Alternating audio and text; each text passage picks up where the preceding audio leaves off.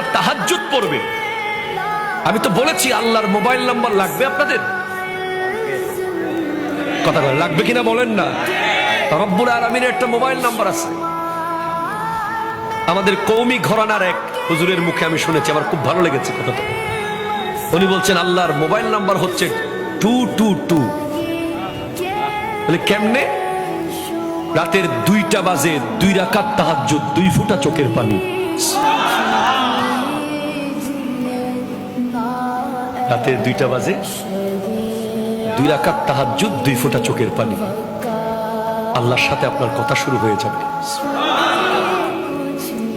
আরে ভাই, আপনি যদি আমার বছরে একবার ফোন দেন, আমি কি চিনবো আপনাকে? চিনবো না ভাই, বিশ্বাস করেন চিনবো না, কষ্ট হবে।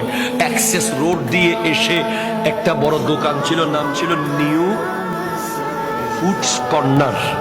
ওই দোকান বরাবর যে মাঠ, মাঠের এক